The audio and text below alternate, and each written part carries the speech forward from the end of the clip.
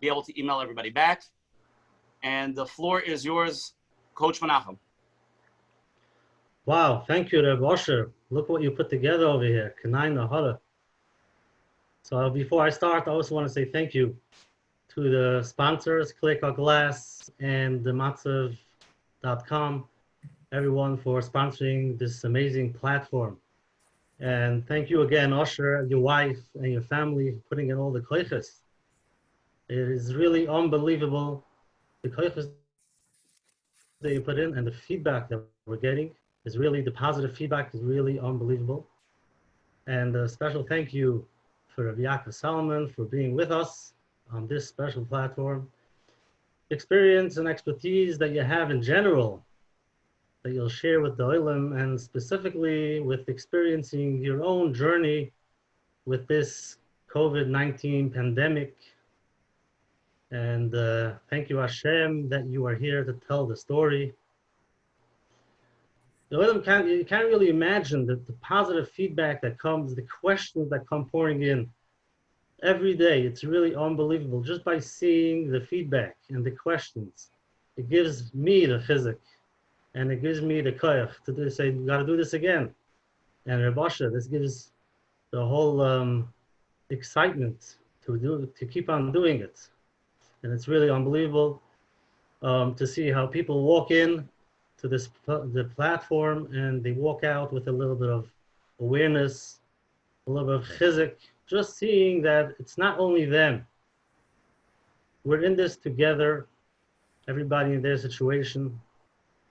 And every person experiences this differently. It could be two people, even in the same house, even a spouse, kids. We all have a different way of looking at a situation, feelings, the reactions. Like we say that it's a big storm, but we're all in this boat. We're all in our each boat together by ourselves. Everybody's in their own boat in this big storm. Let me rephrase, Menachem. We all have our own boat, but it's one big storm. Everybody has their own particular parsha. Shkoyach. And very important to know that, because just to understand that when you talk to anybody, you talk to somebody, Lav Davka, he'll see it the same way that you see it. So if it could be kids, it could be a spouse, we have to learn some effective listening. Just listen. And it might be totally different the way you see it, but just try to see they see it differently. And that is step number one, just so that you can understand others. And like Usha said, we have listeners from from all over Canada and England, and it's really, really amazing. And I want to thank Hashem that I can be part of this chizuk all together with the Olam. I'll share for a few minutes, and then we'll get to hear from our special guest, Rabbi Salomon, and then we'll open the floor. Rabbi Osher will open the floor to question and answer. So let's get real. Let's get real together. Now, it's not easy to get real. I know many people think getting real, who's not real? We're all real. But when things are running smoothly, when we are in comfort zone, there could be a lot of escaping. There could be a lot of running. And the reason for that is because we all have certain things that we do not feel comfortable with. So as long as we're in routine and we're in our comfort zone, we have our daily routine, we keep on going, and basically we hope for the best.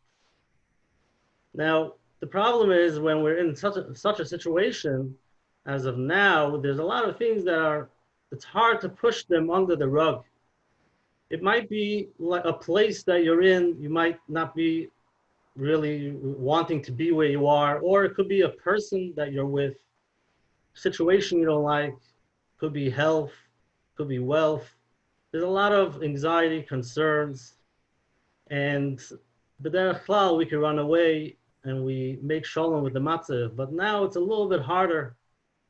And basically to get real could be a little bit painful to see what's really going on. And the number one thing that we need to do to become real is to slow down, to stop and to breathe. Baruch Hashem, we're here, we're healthy, we can all breathe. But derech klal, our breath is very shallow. One of the things we teach is deep breathing. Just to take a few minutes and breathe in and breathe out. You can be sitting on a couch and doing nothing, and you think you're relaxing. But the reality is that it could be you are relaxing, but your mind is really racing. We have around 70,000 thoughts a day, be'erach. You can imagine our thoughts go back and forth. So even if you're sitting and you believe you're taking it easy, you're relaxing on your couch, but your mind, are you aware of where your mind is? You can try this out if you stop for a few minutes in a quiet place and just sit there without anything disturbing you, no technology and nothing around you, no svarim, don't open a book, just sit there and breathe in and out. It's a very hard exercise. You can try it. I've tried it. It's not easy. And things, you automatically start thinking, I have to take care of this, I have to take care of that. That's part of our thoughts. You'll become aware of them. The next step, what we need is a little bit of acceptance and self-love, because when you do stop, slow down, you become aware of these things that you might not want to see. You want to push it under the rug, but in this situation, sometimes it's hard. It's coming out. Somebody's pulling the rug and everything is coming out. So either you can try to fight it, which you'll feel depleted after a while, or you could look at it, even though it's painful, and just accept it. And then eventually you'll be able to see where you can go. But first, be there, accept, and self-love is very important. Just to see how critical people are when they do something wrong, or even during the day. When you become aware of your thoughts, you might find some things that you're not so happy about. But to believe that this is where Hashem put us, and Hashem is running the world like we all see it now, very clearly. And Hashem put us in our houses with the situation, whatever it is, and we're seeing things we don't really like, and this is where Hashem wants us to be. And we need a little bit of acceptance and start thanking Hashem for the things that are working out. Now, many things in our life we don't question. Usually we don't question because we don't know if we'll have the answers to it. So might as well keep quiet and just do what you have to do. But in a situation like this, it's hard to keep things the way they are. Sometimes you try to figure out what's going on. And this is really what tonight's with Rabbi Salomon is called deeper meaning in these unprecedented times. A little bit deeper meaning, which it could be in a regular day when things are working out, we don't really have the time to sit down and think a little bit deeper. But now I think a lot of people need it, and it might help a little bit, and maybe Rabbi Salomon would help us out. I just want to finish with two practical things that I believe will help, and not that it's easy, we mentioned it before. So the first thing is to find every day 3 minutes, a quiet place where you could sit down and not be disturbed and just breathe in and out. You could put on your timer. If you want, you can close your eyes. Just relax, take it easy. The second step is journaling, writing down 2 positive things every day. Now, for many people, they only feel good, they only have the positive when big things work out. For example, they go to Orlando, then they feel good. Or they buy a huge new furniture for their house, then they feel accomplished, they feel, schmack. But when it comes to the small daily things, the very small things every day, they don't really appreciate it. And that's something we have to work on. And I think a lot of people are aware of this, b'chlal, that we're healthy and we could breathe. And the small things you have, Baruch Hashem, we have beautiful weather. Take a deep breath. You have warm water in your house. Things are working out. Just to wash your hands, being mindful of those things makes a big difference. And that's a lot of it is what we need now in these times. So again, these two exercises, number one is find a quiet place for 3 minutes.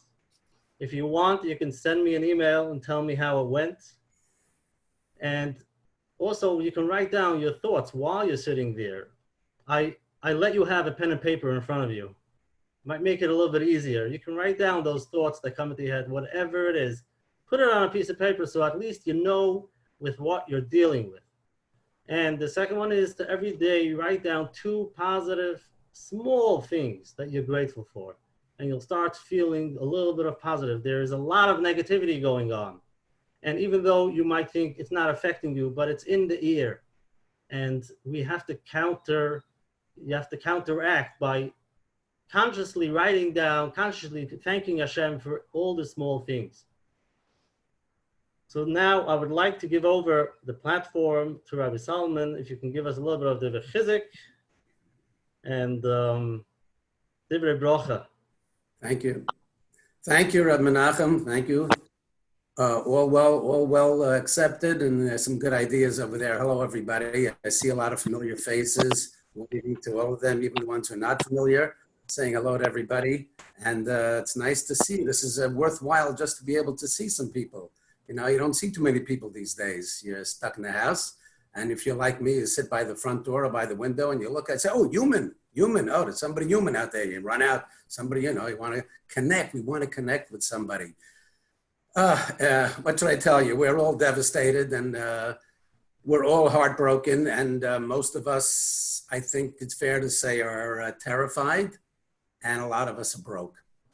And that pretty much summarizes where everybody is at, pretty much.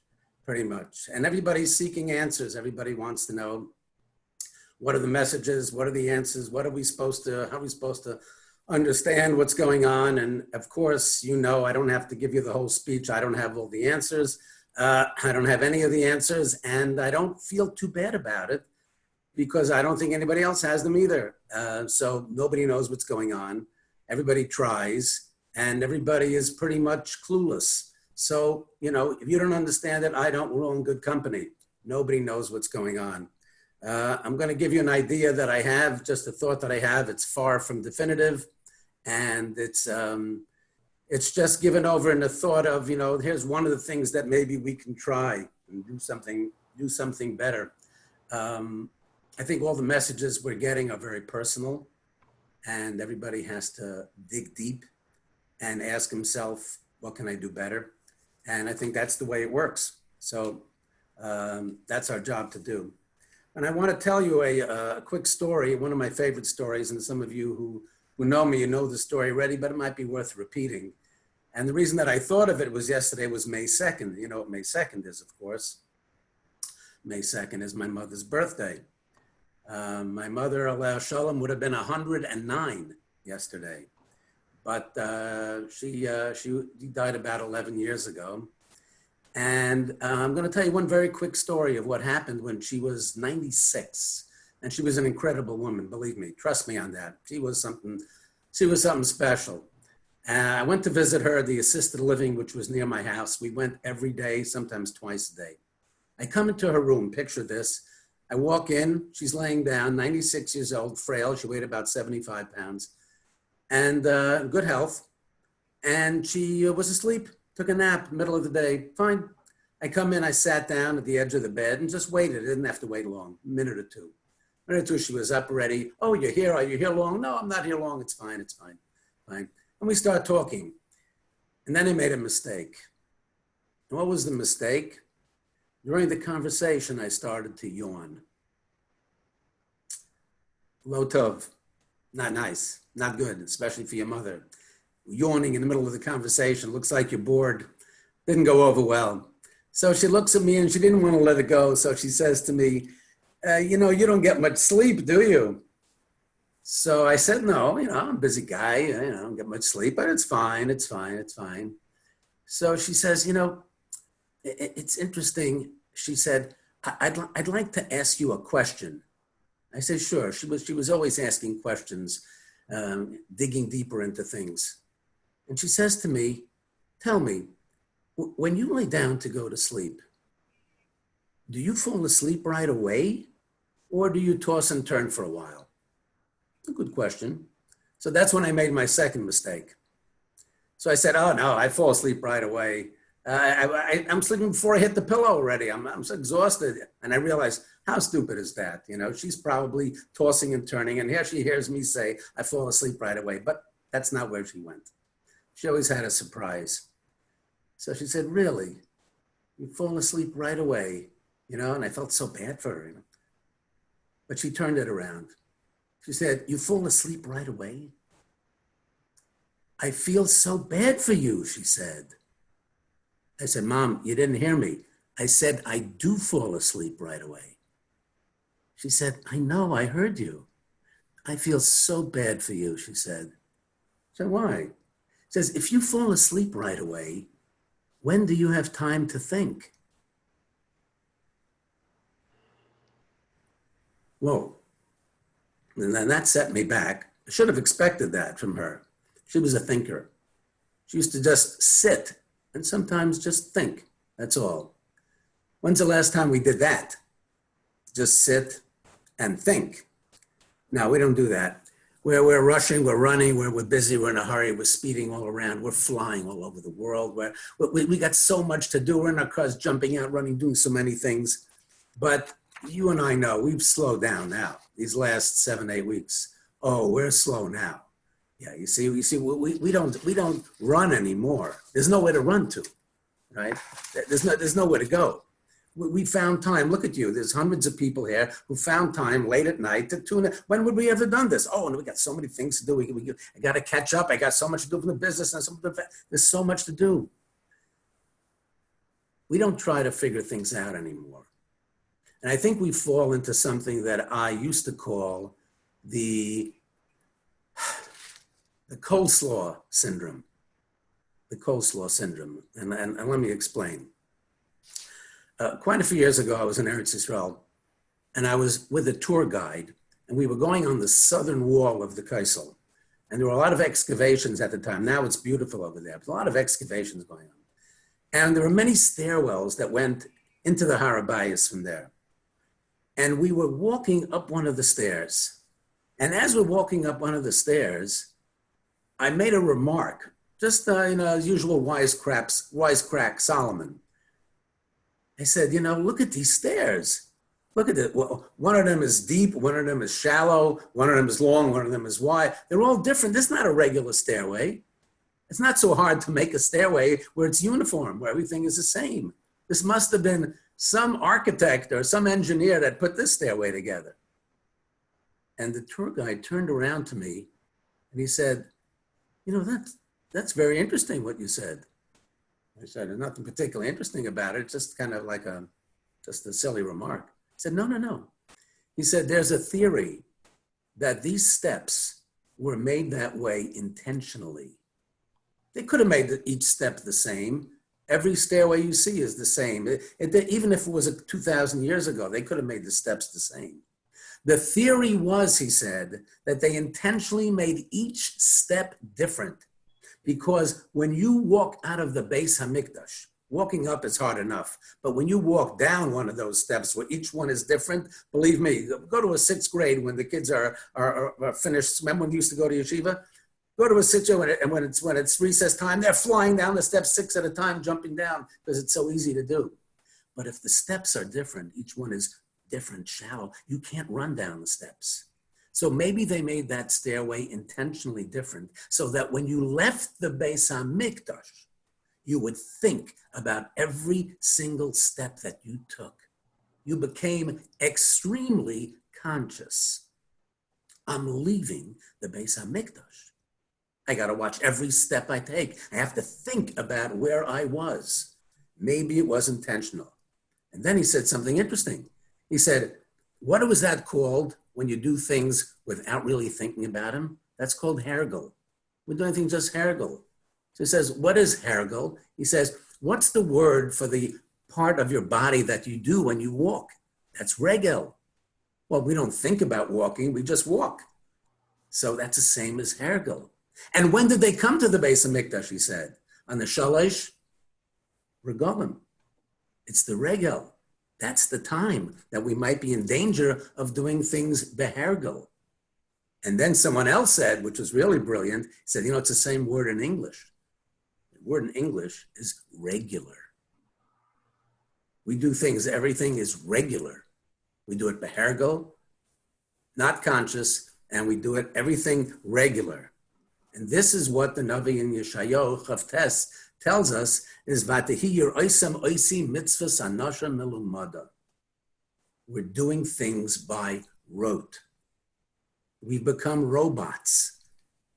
Somebody I remember said, incredibly, I remember many years ago, said, I think he's in Canada now, he's a Rosh Yeshiva. He said, I learned 16 years in Yeshiva in New York. And come to think of it, looking back on those 16 years, I learned a lot, but I don't think I ever heard Hashem's name mentioned. Whoa. We're learning, we're forgetting why. We're learning more than ever, and we're davening more than ever, and we're doing chesed more than ever. It is incredible, Mikam Yisrael. But maybe we're forgetting why. Maybe we're not connecting it to the Ribono Shel Olam. Maybe we're not thinking about the Ribono Shel Olam. Maybe we're not thinking at all. Why do I call this the Coleslaw Syndrome? That's what you should be wondering about. Because this is what we do. We're creatures of habit. This is where I buy my coleslaw. I have a certain place. I want to go to that coleslaw? Oh, no, I don't go there for coleslaw. I go here for coleslaw. And this is where I get my lunch, and this is how I drive. And this is when I wake up every day at the same time. And this is when I go to sleep. And this is the Zemiris that I sing every week. The same tune and the same thing. It's Messiah. And this is the same Devar Torah I say for this Parsha every year. And this is the amount of tzedakah that I give. I'm a $100 man on my check, and I'm a $250 man on my check, and I'm a $36 on my check. Esakeves echad taseh b'boker, esakeves hasheni taseh bein rabayim. And this is how our life goes. It's become a little bit, if I may suggest, a little bit robotic. And we're not connecting anymore. We're not remembering why we're doing what we're doing. Here's a challenge to you folks. What do you think, I prepared this, you'll see. What do you think is the scariest 6-letter word in the English language? Think about it. The scariest 6-letter word in the English language. I'm going to give you my idea. No, it's not police. No. And it's not Bernie. No. And it's not, remember, 6-letter word. And it's not Blasio. And it's not Minion. Pretty scary, though. Are you ready? It's not even Corona. I suggest that the scariest 6-letter word in the English language is change.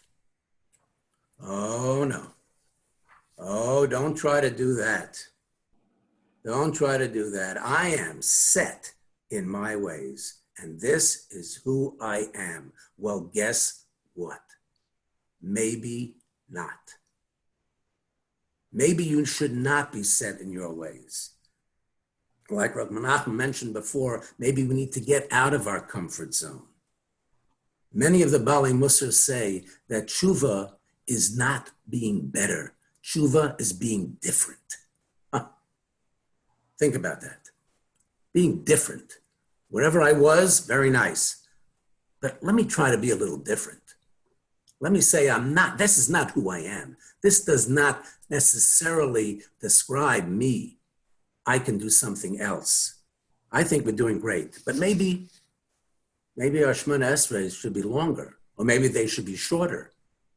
Why do they always have to be exactly the same amount of time? Maybe I should be one of those guys who does say hello to strangers in the Beis Medrash. Not necessarily because it's a mitzvah, but get out of your comfort zone. I don't like to do that. I'm not that type. Maybe you should be that type. Maybe I need to help at home more. Nah, my wife, she's okay with it. Yeah, okay, but maybe for you, breaking out of that mold is good for you. And maybe you need to start to talk and to talk to Hashem, to have a conversation with the Ribono Shel Olam. Just walk down the street and start talking to him. You know what? I bet he's listening. And if he's listening, it'll be a comfort to you. And it also will bring the Ribono Shel Olam into your life. It'll be not just doing mitzvahs and not just putting on tefillin and not just learning the daf and not just giving tzedakah and not just doing wonderful, wonderful, great things by unprecedented great things. But maybe we're going to connect the Ribono Shel Olam to it now in a more profound way. And the way to do that is to get that conversation going. We need to change the texture of our avodah. Great word. The texture of our avodah. The avodah is great, and everything else is great. But perhaps, maybe, Kadosh Baruch Hu was shaking us up like most of us have never been shook before. No question about that. Who knows what reasons why? But a good place to start is having that conversation on a regular basis and get out of that comfort zone and perhaps be something different. I open it up and give it back to our wonderful moderator who didn't even introduce himself before, and see where we go with it. Thank you very much. Wow. I was going to give since I control the mic, I'll speak.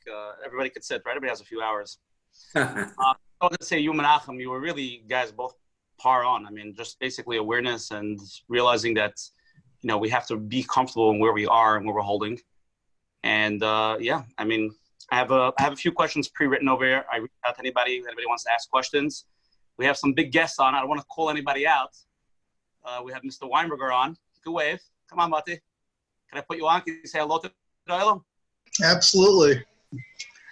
I love the program, but especially to have an opportunity to hear Rabbi Salomon was like blown away. And Menachem, once again, off the charts.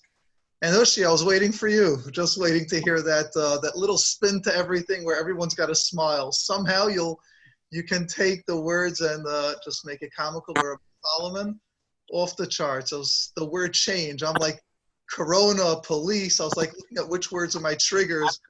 The word is work, but 4 letters. And even the concept of just Shemona Esrei, I think you're so right. I think my Shemona Esreis are like right to those couple of like minutes, within like a minute. It's just seconds. Yeah. Seconds. Guarantee you, seconds. And wow, thank you. Okay, let's start off with one question, and we'll see where it goes with it, all right? Anybody else who wants to ask a question, this is part of the forum. Turn on the video if you feel comfortable. If not. You could text me you could text me. That's good. You could text me on the chat on the side over there. I really like it to be interactive. Let's start off with one pre-emailed in question. Let's take from there. Ooh, which one? Let's make it a fun one. Okay, I'm gonna shoot this first to Menachem, and then Rabbi Salomon, you can take over. Mati, I'm leaving you on. I'm out. No, I'm out. I'm honored to be here, but I'm... Okay. Question goes like this. What does Hashem want from us? This is clearly a punishment, but aren't we doing just fine? We're doing everything we can. We're doing chesed, Torah, mitzvahs. What else can we do? Coach Menachem. Oh, yeah.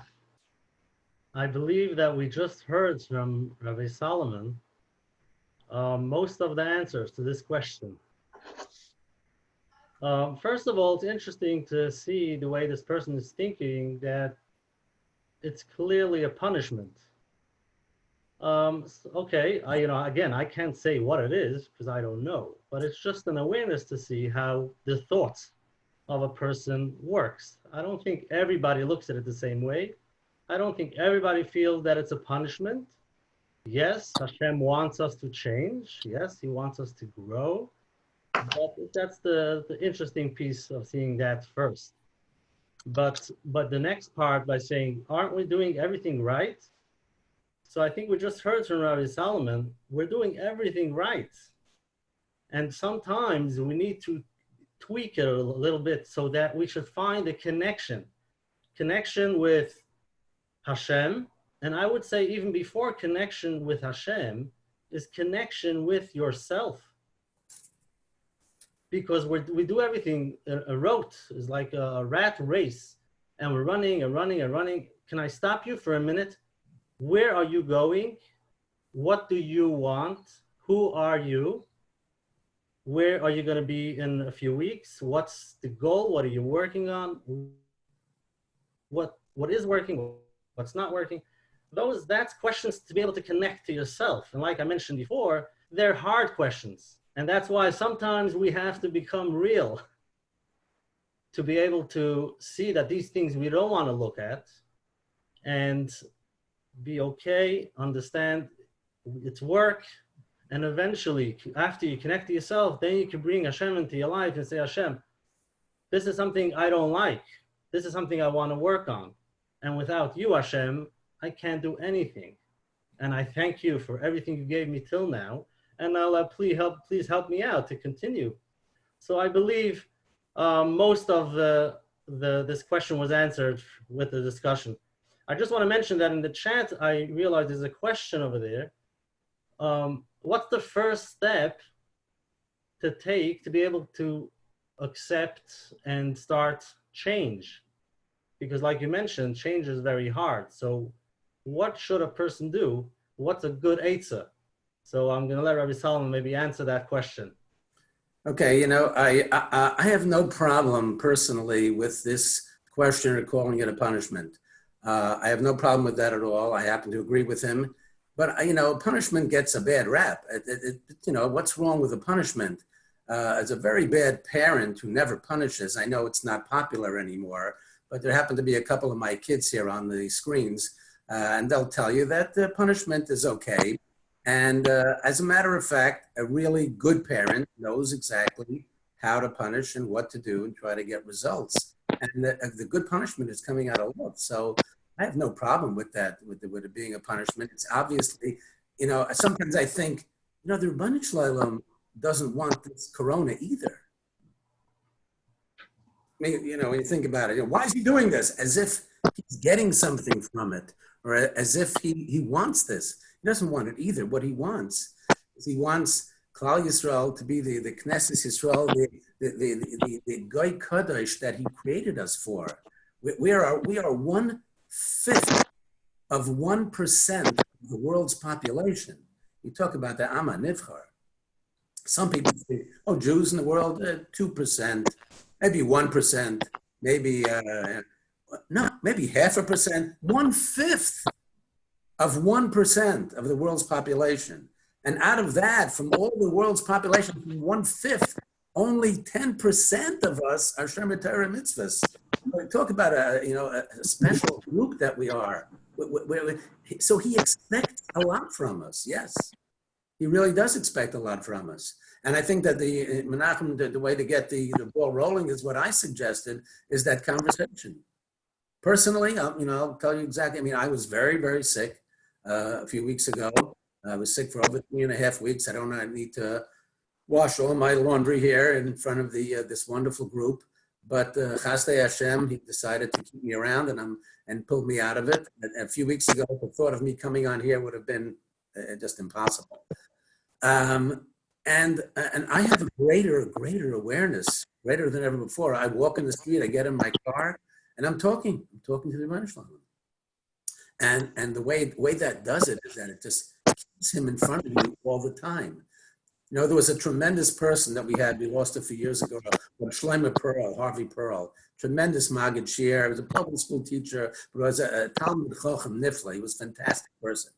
And I remember he was losing weight a lot, and it was intentional. He wanted to lose weight. And I asked him, I said, how do you do it? So you know what he told me? He said, the people who tell you to lose weight, they tell you, don't get on the scale too often, because it'll be discouraging. I disagree, he said. I disagree. He said, I get on the scale every day, sometimes twice a day. You know why? not because of whether I'm going to see I lost a pound or half a pound, but now it's in my head. I got to lose weight. I got to lose weight. I got to lose weight. I'm on the scale all the time, he said, because now it's in front of me. So you have to put your Bnei Shalom in front of you. And that's what he's saying. You know, it's like he took away our Bechira. Anybody who doesn't see that this is Yad Hashem, he's crazy. He's insane, you know? So, I mean, it's so obvious. So that's what he's saying. I want to get in front of you. I want to stay in front of you. Keep me there in everything that you do. Okay. Rabbi Salomon, I got like 1,000 questions. To what time can we go tonight? We do, 2 o'clock works for you? 2:30. Okay, 2:30. So I'll stop. That's it. That's it. We're going to start with one person. I'm going to turn him on. He has this video on, and let's see what he has to say. Okay? Sure. I don't know the question, so. Okay, we're game. Shapsi. Okay. So you already started doing a little bit, but I wonder if you could walk us through a little bit the stages of change, because a person always could change, and it really would be helpful if you could give a personal example that's something that you changed, where the inspiration came from, what you did with the inspiration, how you implemented it, how you were consistent, and how you were able to measure the change. But if it's not you personally, at least describe, if possible, how would it look? It's a great question, and I accept the challenge. Shapsi, excellent. I appreciate it, and I welcome it. The most important part of change, look what he put up there. Look at that. He changed the picture. You see, he's changing already. Look at that. The most important part of change is small steps. Very small steps. Not great expectations. A lot of patience, and making sure that you reward yourself for every little step. I would say those 3 things. The very, very small steps. Now, you could realize what you have, and you may have 1,000 things that you need to change, and believe me, we all do.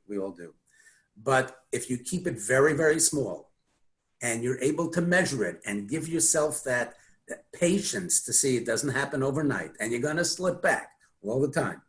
And then at the same time, you're going to reward yourself for it. It helps a lot to keep it going. I'll give an example.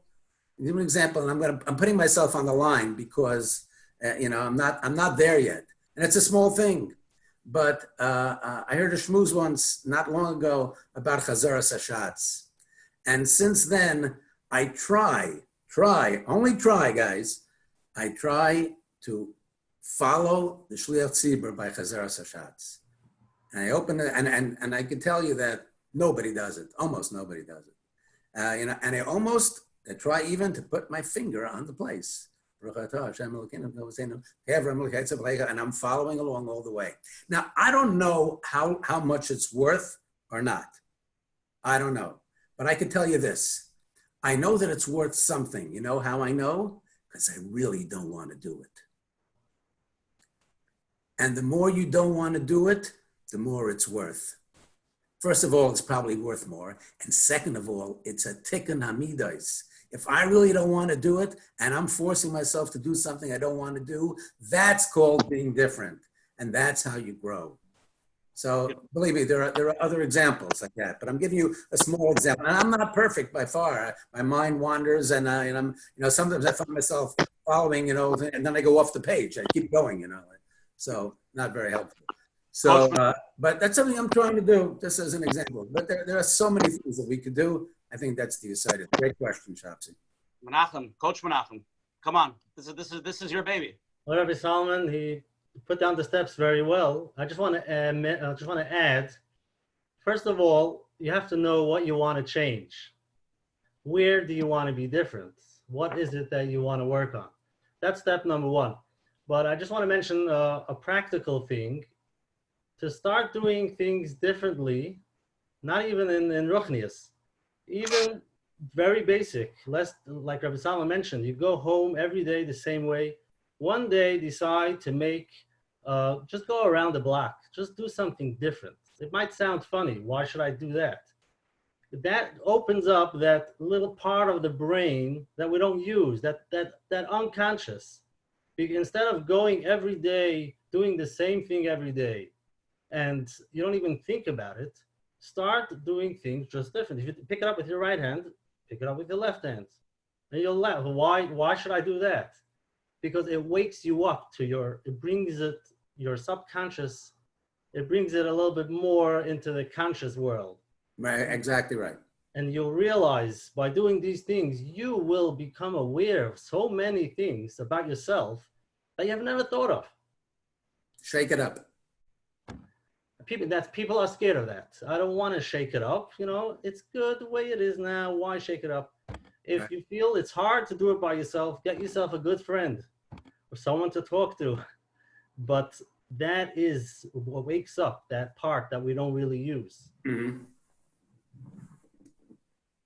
All right, we keep on going. We have a lot more people. Let's try to move it along. Not trying to pressure anybody. We have Rabbi Badi. I just want to say hello. Rabbi Badi's on. Hi. One of the late icons. They're one of the great people in the world, Reb Chaim. Yes, yes. Okay, next question. Here we go. Can you hear me? We hear you loud and clear. Hi, thank you so much. What recommendations do you have for families of, where they're literally cooped in the house already? We're going into the 8th week. And in the moment when you're feeling the pressure cooker, the stress of everything that's going on, and you have to organize, all the kids have to go on Zoom calls and, telecalls, that, you don't lose it in the moment.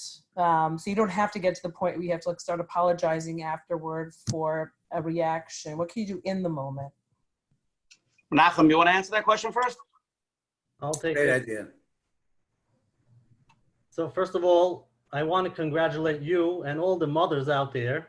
But at the end of the day, I don't know what's going on by everybody else, but I know what's going on by me. And the phones and everybody needs whatever it is. I've been working in my car the whole month. And the timing, everybody should get what they need, their time. And if it's schoolwork, homework, it's really amazing. I know it's hard for some people.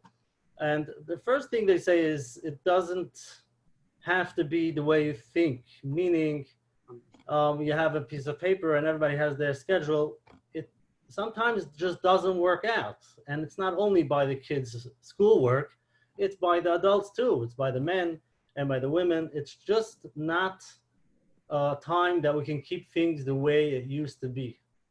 And that's pretty obvious, but a lot of people want to keep it the same way. And now we have to do this. Okay, let's do it right. It's hard. It's very hard. And you have to see what you could and what you can't. So number one is you might not do it perfectly, but it doesn't have to be perfect. And one day they won't do it. It's not going to be exactly the way we think it should be. The next step is what we had somebody else on the show, which she mentioned that she has a few minutes with each kid. And I threw in the most important thing is she has to have a few minutes with herself. So if you can have a few minutes of the day where you can sit down and you can drink your coffee, whatever you need, just for a few minutes quiet, and you get yourself ready for the day. And it's not going to look exactly the way you want.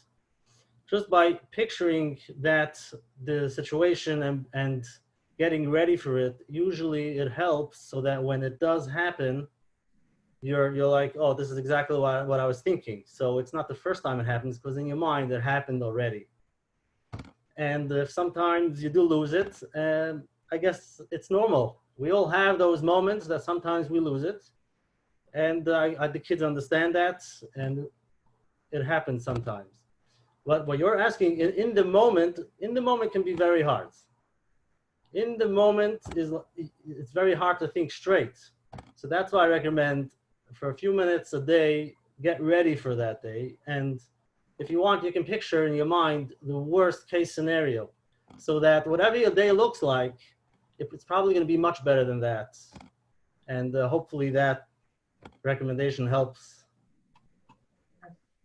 Excellent. Rabbi Salomon? I don't have much to add. I think Menachem nailed it pretty much. I just want to say that it's a combination of a strange combination of being flexible and structured at the same time. That's really what it is. You got to be very flexible with your expectations. You got to have some structure in terms of time, or else the place is a hefty belt. And number three, you've got to find that time for yourself, as Menachem said.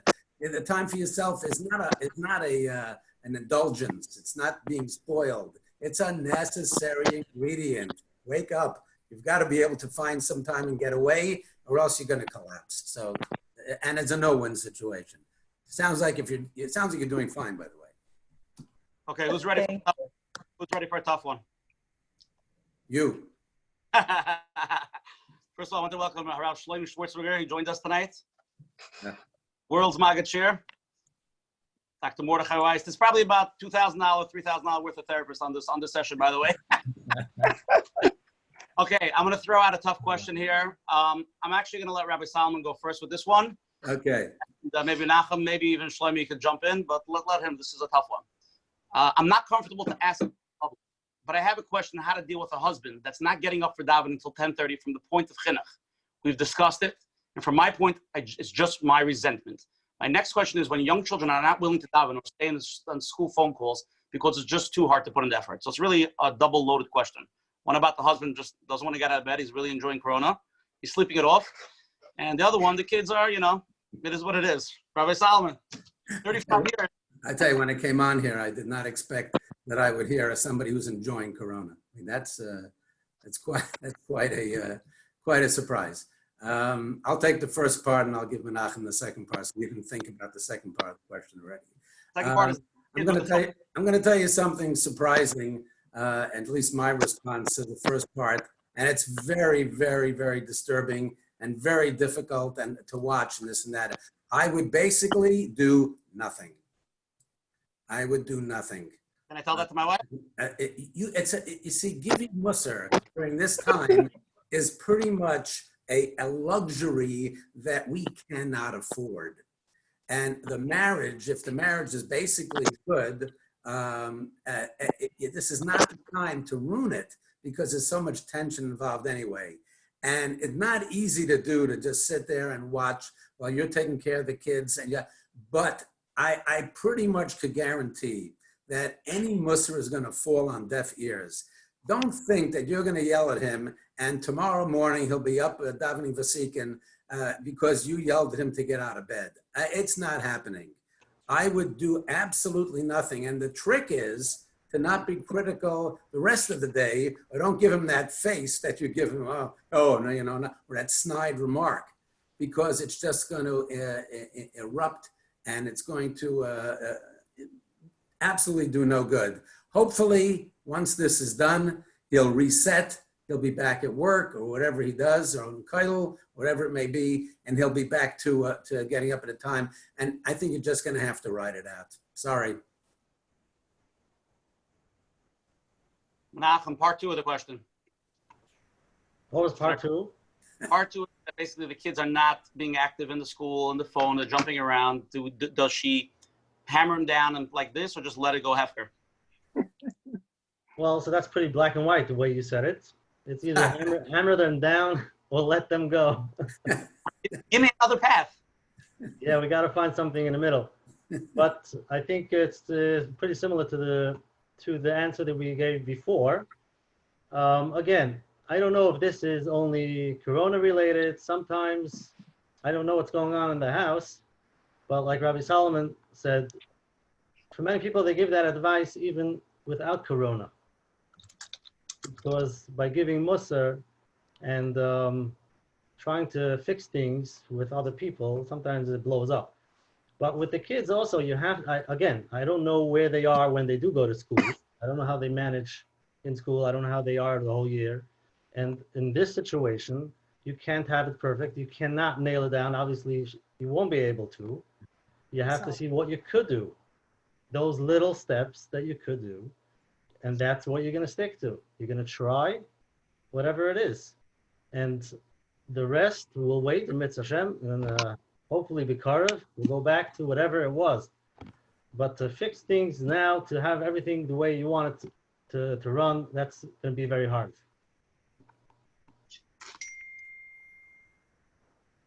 Okay. I'm going to jump on to the next question. You ready? Yep. This is a built-in question. I don't know how to answer this one. I'd like to hear some answers from other people in the audience, by the way. It doesn't have to only be us. Somebody else might have an answer that may be very valuable. That's true. Let me ask Shlomo. You hear me? I don't mean for you to call on somebody. Oh, Ask the question, and You in the back seat. and somebody else can offer an answer. Ask the question and then leave it open. I'm taking your job away. Go okay. ahead. They have to text me that they want to speak. So a lot of people, like, they're a little bit intimidated to speak, and I have to unmute them. No. And if you're not intimidated to speak, you have your husband who doesn't want to get out of bed till early morning, till late afternoon. What would you advise to do? Anybody have advice? Oh, somebody's raising their hand. Let's do it. Nassim May Ingber.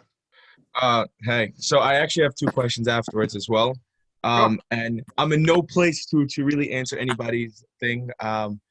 But what I would possibly say is like that person's husband, I think he wants to. At the end of the day, at a core, we all want to daven, we all want to learn, we all want to do these things. But when it comes to these circumstances, when so many things come and take us over and we get overwhelmed, especially us men, we have a hard time expressing that because we are the man of the house. And when we get all these anxieties, these feelings, and all these different things coming up, and we don't understand how to deal with them, a lot of times we'll sleep or we'll be late as a way of trying to cope with all these overwhelming feelings that we don't feel we have the safe space to be able to express it. Because we are the man of the house, and I have to be the rock for my wife because I've always been that. And now that I'm not in a position where I'm overwhelmed by all these feelings, I don't know what to do. So that's possibly why he might be in a position and why he's acting out in that sort of way. So what I would suggest is just give him a big hug and ask him if he's okay and ask him what's going on. Just let him know that you are there. Let him know that he has the space and the possibility and the opportunity to be vulnerable, and your respect for him won't change anything. Your respect won't change. Nothing will defer because you are his wife and you love him. And you are there for him through thick and thin. And if once us men feel that safe and that opportunity to be vulnerable, then I think he'd even start going back to davening. Once he feels safe within his anxiety, he can make a change within that. So that's what I think. Can I jump in over here? I could jump in? Go ahead. Okay, so I just got over teleconference before to high school girls. And the message I was giving over, and it's not my own line, but I really liked it a lot. The line goes like this: the tools are terrific, but the magic is in the mindset. I was talking about regarding Sphere Samer and the Torah. There's one thing that I'm a big believer in. And the truth is, the reason why I love this Zoom class, Menachem, Osher, you guys are fantastic. Of course, Rabbi Salomon, you forget about your good looks. And the fact that you're Why would we forget about my good looks? No, I mean, because you have competition over here. That's all. I don't want to make this difficult over here. I'm just wearing a tie. That's all. But the thing is, it's really the attitude, and that's what why I like Rabbi Salomon. No. I don't mean to be just stalking you here, but Please. it's really his sense of humor. This is no time for brevity. And the truth is, there's something. Forget about the kiruv that he does, and all the the people that he's helped out in therapy, and all the books and the articles and whatnot that he's done. But really, what has to be brought on, and this is the Zoom class. This is the entertainment we need in our life. We need to have excitement. We need to have enjoyment. We need to bring some excitement to the life. But again, it's the mindset. It's not so much about the strategies, because quite often, more often than not, we give ideas and then says, it's like the famous joke that, the guy came to the Rav and said, I'm having Shalom Bayis problems. And he says, okay, bring her flowers. So he brings her flowers. And remember, flowers on Tuesday is not like flowers on Friday, right? We know that, right? You bring flowers on Friday, you're doing it for Shabbos. Bring it on Tuesday, it's for the wife. He comes with the flowers and she says, what is this? He goes, well, I asked my Rebbe and he says I should bring you flowers. So it's not so much about the strategies. It's about the mindset. It's about what's behind it. So it's just something to keep in mind. We want to always hear what people are saying, but again, some people it's respect, and some people it needs some discipline. Some people need one thing, and other people, need something else. It's just something to keep in mind. Just throwing that out there, that we have a cornucopia of ideas here, and it's important. One thing is going to resonate with you. Just try to find the right thing. That's all. The one that's going to really help your husband. Yeah. Thank you, Shlomi. If you want to add later, you can feel free. Addendum. All right, we're ready for the next one. Go. I drank like a double, triple espresso, so I'm good. First of all, I want to say Dr. Winkler is over here. He's a very famous guy. I just wanted to say Shalom Aleichem to him. How are you? That's right, my good buddy, Dr. Winkler. Aleichem Shalom. I'm so happy. Program. He has a lot to offer. He's holding himself back. A lot of things. He was knocking on the string for me to open it. I just released it. He was knocking for 2 hours. Okay, let's go with an interesting question, okay? Anybody who's open to talk, anybody who wants to talk, please text me. Let's try to make it more interactive. I don't know how to answer this question. I can't get myself to do the next step I need to do. I lost my job. I live on a nice budget. How am I supposed to pay my bills and continue living like this? My wife's still spending as if nothing is happening. Whoa, yeah. Who volunteers first? Maybe Dr. Winkler. Time for Dr. Winkler. Yeah, this would be a good time for him to step I brought you special for this question. I'm in the audience tonight. We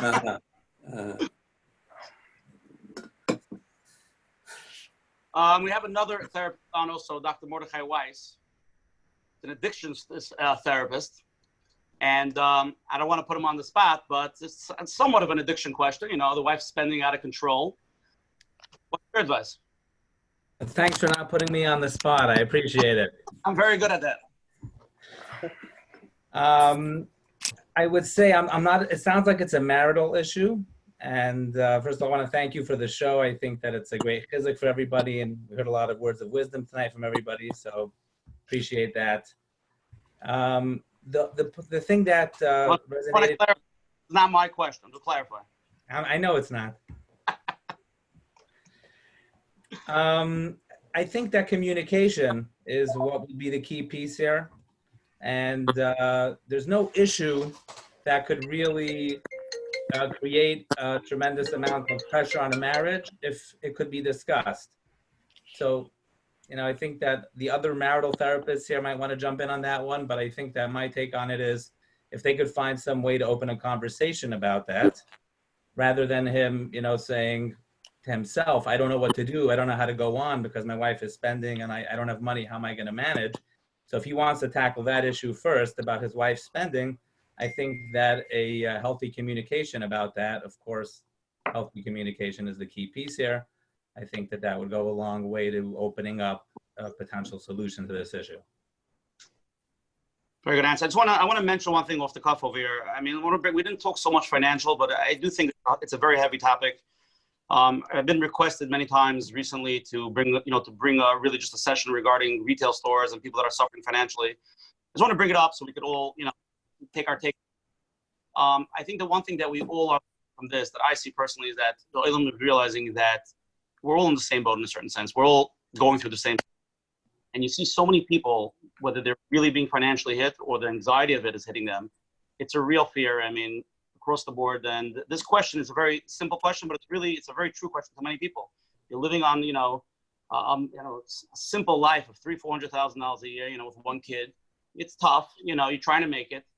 And then, you lose your job, most jobs pay that. And how do you continue? It's a tough situation before coronavirus, before COVID-19. It was almost impossible to make it. And now with this, I find that I'm saying a lot of people that I'm talking to, that this is one of the biggest concerns. Obviously, it's a loaded question. It's not a simple question. It's the emunah part. It's dealing with it. It's the word that the 6-letter word that Rabbi Salomon mentioned. It all goes back to that. And the question is, how should a person that's going through a financial hardship deal with it in his ruchnistic sense and in his emotional sense? They can't see you. They can't see you when you stand in front. I want to read the chat. Okay. Anybody want to go into the financial part? So, could you clarify the question a little bit more? Clarify the question is like this. A friend of mine used to make a very nice parnasa, and he lived a very normal life, paying his bills. Again, you know, the amount of money that we need to make is huge without this COVID problem. And there are very few businesses that are doing very well now, but I would say probably, I'm just going to throw a number, about 70%, 80% are really bleeding. When I say bleeding, I mean bleeding. Anybody in retail,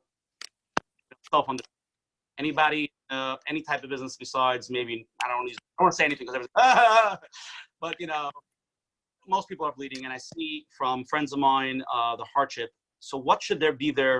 Should they say, okay, this is something I'm going to learn to change myself. I'm going to change my spending habits. I'm going to make a change. I'm going to say, no, let my wife just spend. Hashem's going to help me. What's the right approach if somebody's really going from $250,000 a year to basically 100 or less? So, I mean, I'll just come from a halachic perspective. There was a famous Mishnah Berurah that he talks about spending for Shabbos.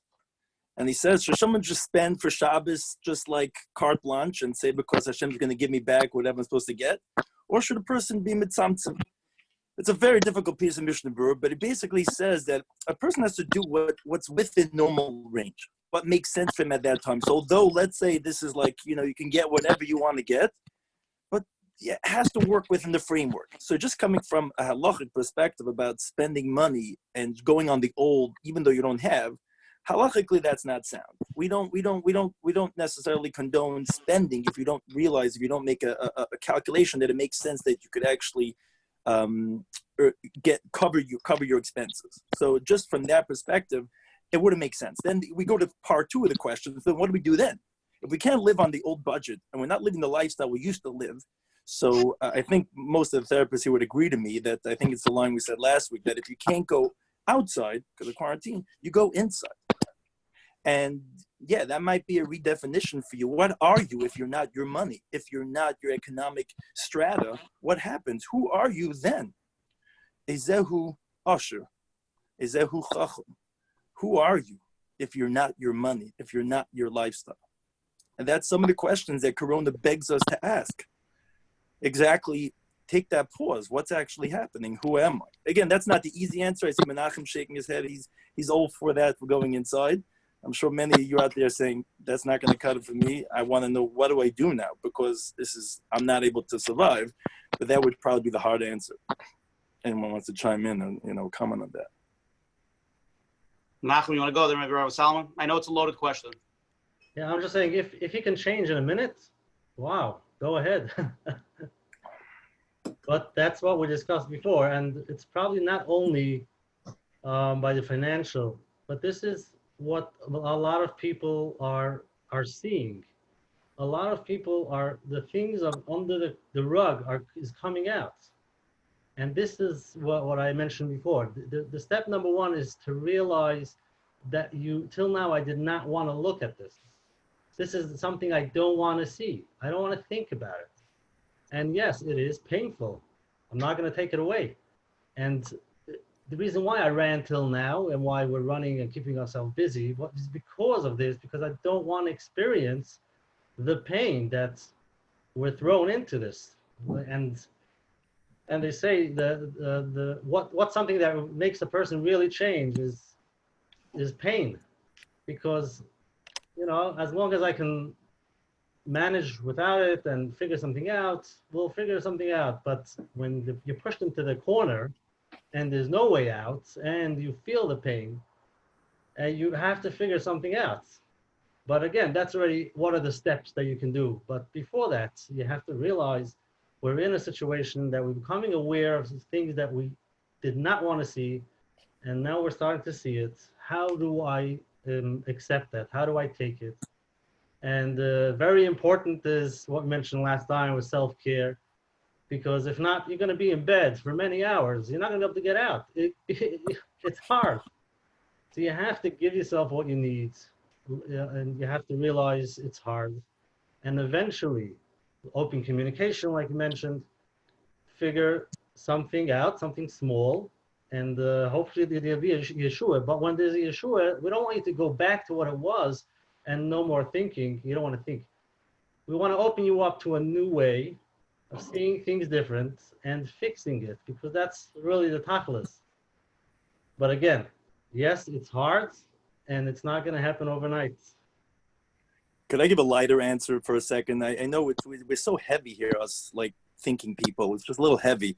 For all you guys who are a little bit more lighter out there, like want something a little bit more elevating, there's a quote that famously says that for every door that closes, another few more open. So I just want you to open up your mind for a second and think, if the door of finances has closed, open your eyes to something else that can excite you. So although let's say there might not be money, but you can do something else. There might be some relationships, there might be some pleasures that you've had that you might not be tapping into. It's just something to think about. Like I think of Rabbi Salomon and I get excited, I start laughing, not in that way. But I'm just saying, like, in other words, it's just something, it's like you could, right? I'm saying to Rabbi Salomon, join me in this a little bit, right? Tell me a little bit about the humor that you use, right? Imagine, I tell this to people all the time, that because you don't want to be alone. And that's what I love about the Zoom class. Everyone here is doing this together. Imagine you're on the highway. None of us should have this, but you're on the highway going to the Catskills and you break down, it's Erev Shabbos, it's rainy, it's dark, and you're on the side of the road and you have no gas. And that's not a pretty place to be in. You're going to be in a really dark place. But imagine you with 3 good friends, and you guys are running all the way, laughing with that gas tank running and slipping in the mud, and you guys kicking each other. You go, oh my gosh, this is crazy. It's the same situation, but again, that mindset thing, you guys are laughing all the way. Right, so it's not always necessarily like the situation that's bleak, which it might be, and there really is people that have lost their money, lost their parnasa. It's really difficult situation. But Rabbi Salomon, I think this is something that's really like your forte. Maybe share with us a little bit about that humor, that attitude, that you could open up yourself to something else that you might not be tapping into. Yeah, you're not going to be happy with me, but I prefer not doing that because I don't think that it's something that everybody can do, and it's an unrealistic expectation. Frankly, that's it. People are going to be able to just laugh their way through it and roll themselves around in the mud and be fine about it. So I prefer, if you don't mind, since your mother lives on the same block as me, you'll be more forgiving. So We're still diving together. Yeah. So what I really want to say is that we're talking like 12 minutes about worrying about money, and the word bitachon has not yet been mentioned. I mean, hello. I mean, what the answer to worry is bitachon, ladies and gentlemen. That is the most important answer. The most. It's not the only answer. And Rabbi Schwartzberg already left his video because I didn't. So it's not the only answer. And of course you need your hishtadlus. And of course you need a lot of different things. But the number one answer to worry is bitachon. And if you're not working on your bitachon in some way, you're going to find all kinds of yisurim, all kinds of nisyonos that you're not going to pass. And you can have all the humor in the world, but you can't laugh your way through life. It's not going to work. You know, it's very nice as a distraction once in a while, but there's a reality out there and you have to face it. But if you wait until something happens, it's too late. You've got to be fortified. You've got to walk into battle with armor, and that armor is bitachon. I'm reading a fabulous book now, which is from Rabbi Chiel Per on Madregas Ha'adam. It's fantastic. It's from one of the Kielsons. I think it's called Faith Over Fear, and it's practical. It's a practical way to look at situations and remind yourself that Rebbeinu Shalom is running the world. You know, easy for me to say because I'm healthy now, Baruch Hashem. You know, it wasn't so easy a few weeks ago when I was sick. But, you know, you've got to walk into battle with ammunition. And the ammunition is your bitachon. I'm sorry for getting from on you, you know, but we can't talk for 15 minutes about fear and anxiety and not even mention the word bitachon. So yes, I got heavy. Sorry. Okay, I wanna just give a little ending words over here, and if it's okay with you. That's it. No, I can keep going. I have more and more. It's up to you guys. But I think we did. I think it was a beautiful meeting tonight. We had over 650 people come in. We had a solid 360 solid. So Rabbi Salomon, you did a huge chesed tonight, and you're mahan everybody here, especially me. That's what counts, right? From my narcissistic point of view. It's Usher Parnas. He doesn't say his name the whole time. He doesn't, his name is not up on the screen even. It's Asher Parnas, and he puts the whole thing together with Rabbi Menachem and with Menachem Bera Friedman, and they did a fabulous job. Thank you. And we're really happy that you agreed to come. I just want to tell everybody on, the plan is to do this right now Sunday nights. We have big guests coming on. I mean, not on Rabbi Salomon's level, but close, okay? Yeah. Rabbi Salomon, your big friends agreed to come on because of you, by the way. I know, I heard. Yeah, that's right. And we have some big shows coming on, so I really want everybody who's here to realize they're coming. Coach Menachem will be sending everybody an email of this whole session, completely recorded. Anybody who doesn't have his email or anything like that, just go to his website, Menachem, what is it? MenachemBernfeld.com. Bernfeld.com. You can sign up and subscribe. He's going to send you that. He's going to let you know who people that are coming. I think this is a huge platform. People need it. I mean, obviously, it's being launched during COVID, and it's really accelerating. But Shlomi, I think this can go. I think this is the new Mahalach. Open sessions. We have $1,000 worth of therapy an hour together. You're going to put me out of business, Usher. We're gonna work it out with the insurance. Whatever, working it out. Again, I want to give a special thank you to Clear Cut Glass, Mr. Rabbi Bernfeld, who's on with us tonight, who sponsored the whole event. Thank you. Thank you. He did the glass in the picture behind. That's how good he does. That's what he does. Appreciate it. And I want to thank all the other sponsors. I want to thank again Chayla Kaufman from the Ated, Matzah for advertising. Thank you to the Lakewood Scoop, Hasenfeld. He's always supporting the program tremendously. I want a special thank you to Shlomi Katz from LNN, Lakewood News Network. And I want to end off with a bracha, and then I would like Menachem to give a bracha. Rabbi Salomon, you could close her. You're going to be the Yankees pitcher over here tonight. What's his name? Not a Yankee. Mariano. Not a Yankee fan. Oh. Now, whatever. I want to give a bracha to everybody for so coming, that everybody should be zoicha, that we should get through this, and we should rebuild ourselves stronger. This should be a, as what's his name said, Rabbi Twersky said, like with the famous thing with the lobster. It goes into the shell and has to break out of it. That's the tsar that the lobster goes through, is the strength to become stronger. And we should all, through this, become stronger. I see a tremendous change, mostly for myself now, but from everybody else during this time. I see people doing the chesed level tripled, quadrupled. I see people being more caring, more thoughtful, people spending tremendous amount of time with their families and the kids. Some people are complaining, but something, if you're complaining, there's a bigger problem there. And Hashem's putting it forcefully in our face, literally. You can't even go outside, you get a ticket.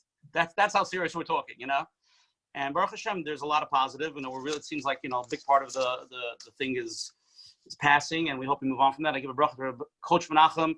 He should continue on his journey. He's a tremendous person. I personally admire him. Everything he speaks is real. That's why it's called, I didn't name the show. It was named, and it's called Let's Get Real with Menachem, because Menachem is 100% real. Some people don't like it. They'd rather go in the closet and make believe, they're still rich and they're making $50 million and no change. But for the people that could really handle real, Coach Menachem, that's what he is. And I want to give a special bracha to Rabbi Salomon. You look great. You're Mahanad Oilam. You should keep on growing. Everybody should know he's in Jackson, New Jersey. And anybody who needs any special therapy, he's there for them. No. It is what it is. I'm going to call you tomorrow. I have other problems. I have to talk privately. And shkoyach for the chizik and the emunah and the b'tachon and everything. And we really appreciate everything. Coach Menachem, a bracha v'doilam. Rav Asher, wow, you put it down.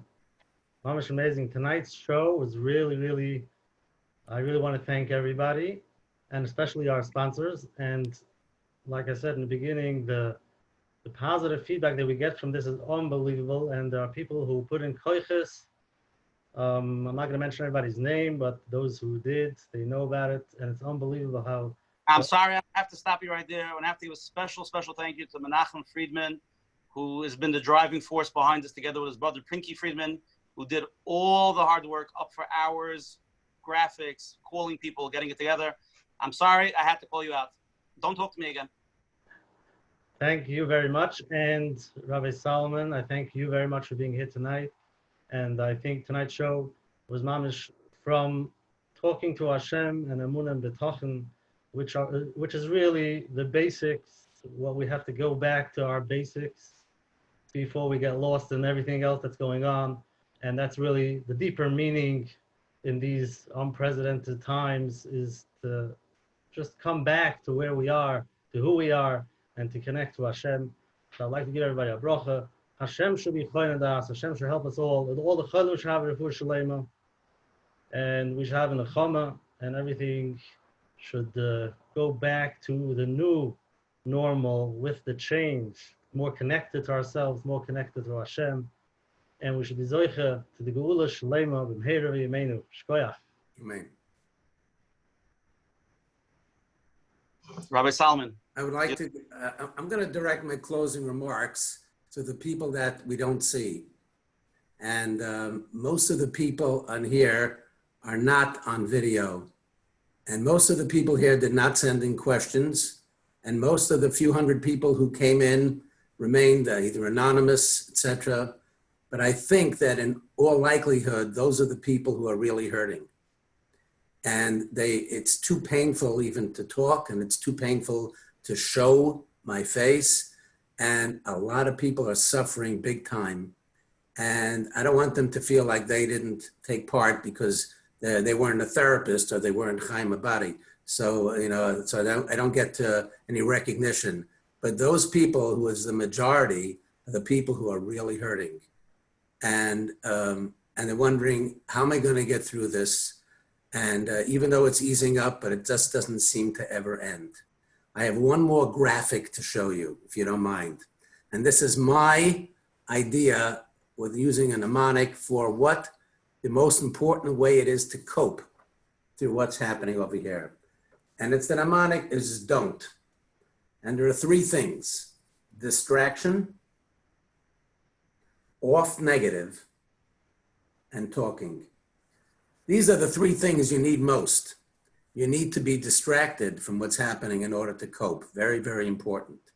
But you need to get away from the negative. You got to stop reading all the websites and every single WhatsApp and every obituary and everything that's so negative. It's just not healthy. And it's going to help you cope if you pull away. And number three, you got to talk.